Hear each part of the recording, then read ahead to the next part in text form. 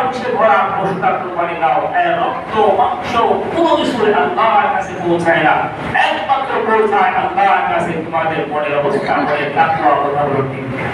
এই কুরবানি করলে কি সওয়াব হবে? সাহাবায়ে কেরাম নবী করিম সাল্লাল্লাহু আলাইহি ওয়াসাল্লামকে প্রশ্ন করলেন, মা হাযিহিল আদহি ইয়া রাসূলুল্লাহ? ক্বালা সুন্নাতু আবীকুম ইব্রাহিম। সাহাবায়ে কেরাম প্রশ্ন করলেন, কুরবানি কি জিনিস ইয়া রাসূলুল্লাহ? বললেন কি হবে? নবী করিম সাল্লাল্লাহু আলাইহি ওয়াসাল্লাম বললেন, এটা হলো তোমাদের পিতা হযরত ইব্রাহিম আলাইহিস সালামের সুন্নাত। সাহাবায়ে কেরাম প্রশ্ন করলেন, ক্বালু ফামা লানা ফিহা ইয়া রাসূলুল্লাহ? কুরবানিটা আমরা কেন করব, কি ফায়দা পাওয়া যাবে? নবী করিম সাল্লাল্লাহু আলাইহি ওয়াসাল্লাম বললেন, ক্বালা লিকুল্লি শা'রাতিন হাসানা।